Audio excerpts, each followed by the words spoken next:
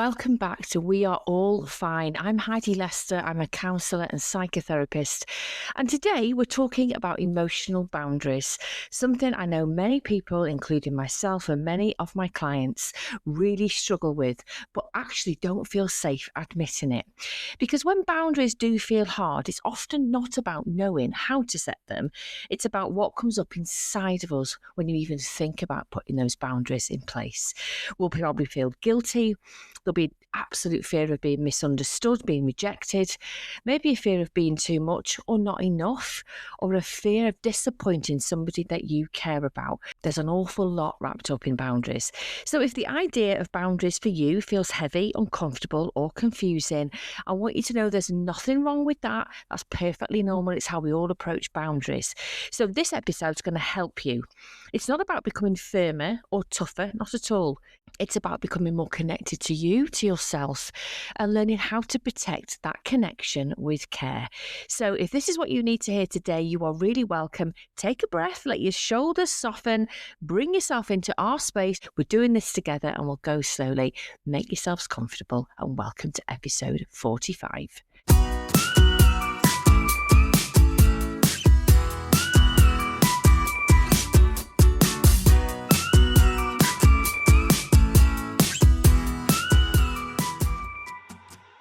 Let's start with what emotional boundaries really are and what I'm meaning when I'm referring to them. They're not rules you place on other people, they're not ultimatums, and they're not about you being in control. What they are is an internal understanding of where you end and where somebody else begins. Emotional boundaries will help you recognise what feelings belong to you and what feelings actually belong to someone else, and also what you're responsible for and what you are not. I think it can be really hard. We get tangled up in our insides to somebody else's insides, don't we? So feeling talks to feeling, and that can become quite confusing and distorted. And that's where I think trouble and distress can lie. And if you've not got emotional boundaries in place, what's going to happen is you're going to start to internalize that fear, that anxiety around being quite floppy in what you feel, what's yours, what belongs to you, and what belongs to somebody else. Without emotional boundaries, it's going to be really easy to carry emotions that don't belong to you or feel responsible. This is a big one I hear, for keeping other people feeling okay. And if you're a classic people pleaser, that's going to feed right into that. And also emotional boundaries, without them, you're going to absorb the tension, the stress, or the conflict. And you will lose touch with your own needs. Boundaries, they don't block connection. Don't see them like that. They actually create safety within the connection.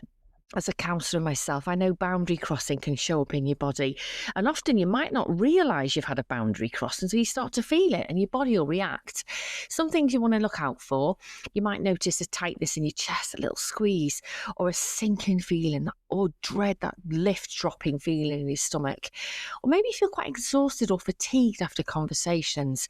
You definitely might see some irritability or some emotional numbness. We've done podcasts on that, go back and have a look.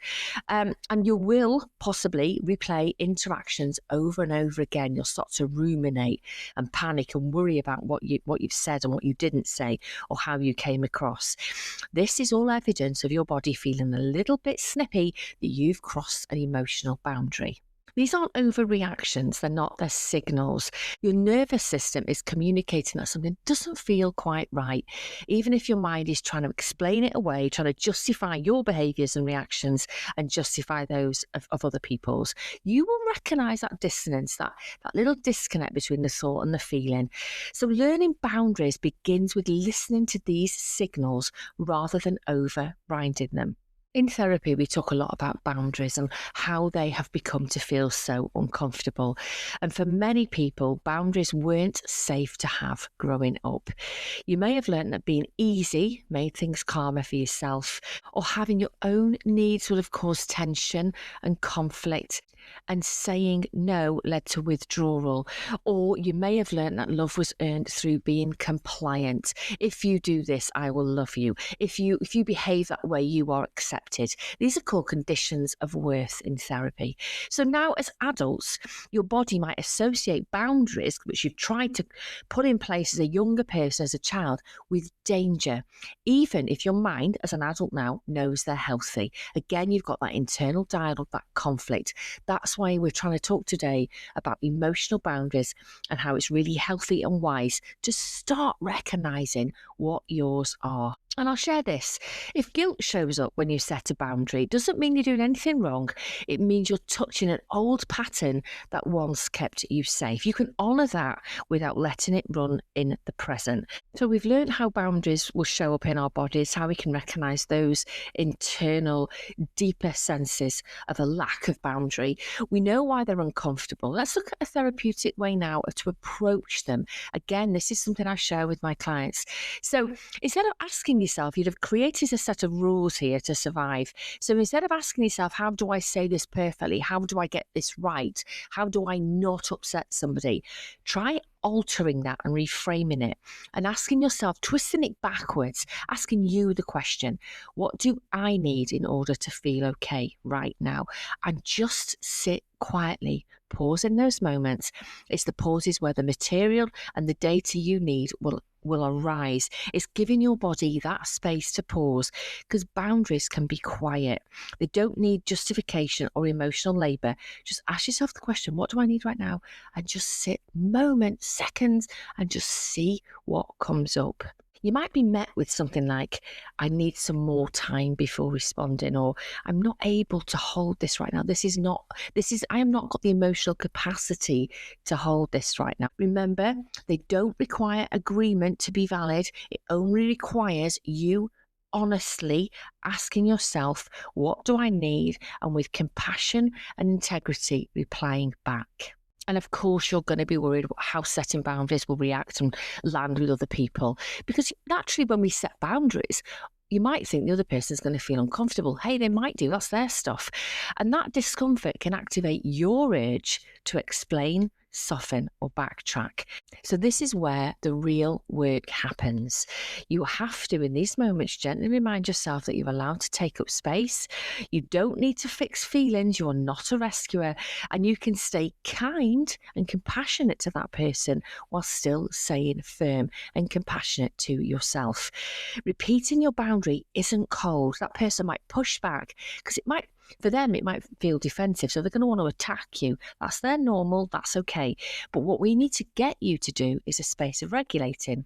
So we need to have you start working with your nervous system, seeing it as part of you, and you sending that clear message to it by putting your boundary in place. Look, nervous system, I've got you. We're fine. You're safe. We can do this. We can unlearn old patterns and place down and track new ones. And we're all looking for healthy relationships, aren't we? And boundaries and emotional safety have to be part of that relationship makeup. And healthy relationships don't require you to abandon yourselves. Unhealthy ones do. So when boundaries are present in the relationships, I promise you, resentment will have much less room to grow, and the communication becomes clearer because you and the partner, you and the person you're in that relationship with, have the boundaries, and each of you can respect and see those, and the emotional safety will increase. And when you feel emotionally safe in relationships, you feel less anxious, less distressed.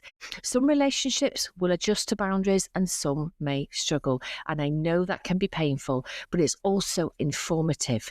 Boundaries will show you where connection is mutual and where it's conditional. I packed a lot into that first 10 minutes of the podcast. So before we end, I'm going to just invite you now to take a moment for some gentle reflection. I know this is a part of the podcast many of you like. So let's just pause. Just pause with me in this moment right now and ask yourself these 3 questions. Number 1, where do I feel emotionally overextended? What's coming up for you? What are you thinking? What's prickling on the edges there? And number 2, where do I silence myself to keep the peace? Think of situations, think of relationships, think of places. Where do I silence myself to keep the peace? And the 3rd question, what would it feel like to honour myself and my capacity just another 5%? Just Sit with that. You don't need to change everything.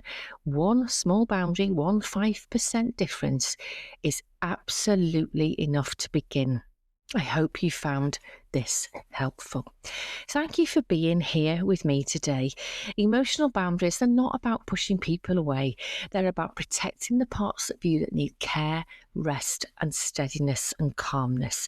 When your boundaries do become clearer, something important often comes up next. How do I actually look after myself once I've created that space? I know a lot of people fear change. They want it. They can see a space where it can be, but when they get there, because it's unusual and unique, they have to do some learning. And some people will become scared and run away from that part of that or that fear. So let's just be with it. Sitting with that uncomfortableness will always give you growth and personal development, because uncomfortableness passes. And in that space becomes more learning and more deep reflection and self-awareness. And if there's one thing I hope you take from this episode today, it's that your needs are allowed to take up space. Before we close, I want to share something special with you all. This episode 45, marks the end of season 1 of We Are All Fine. I am so deeply grateful for every message, review, share, and moment you've spent listening. Your feedback, reflections, and openness have shaped this space for me more than you know. And I truly appreciate you all being part of my journey, which is our journey. So next week, we are going to begin season 2. And we'll be starting with an episode that builds beautifully on today's conversation, self-care from a neuroscience and counselling perspective. It's that type of year when we set resolutions and we start to promise ourselves we'll look after ourselves better. So we're going to explore why self-care doesn't always work when it's just routines, and what's actually happening in your brain and nervous system when you feel overwhelmed or depleted, and how counselling skills like emotional attunement, regulation, and self-compassion can make self-care genuinely restorative. Because real self-care isn't about doing more, it's about responding to yourself differently. So again, a big thank you, a big virtual hug here from me to you for being part of season 1. Join me next week as we step into season 2 together. Until then, take really good care of yourself and remember your boundaries are acts of self-care. We are all flawed, insecure, nervous and emotional, but always remember, be yourself. You are no one else. Until next time, have a fantastic week.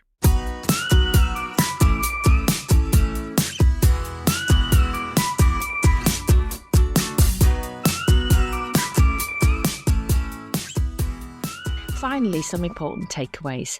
The podcast is for informational use only and should not be used as a substitution for professional advice or personal diagnosis. These opinions are personal and I do not guarantee the accuracy of such opinions or information. I am not intending to create a counselling relationship with you, and you should always consult a qualified mental health professional with any concerns.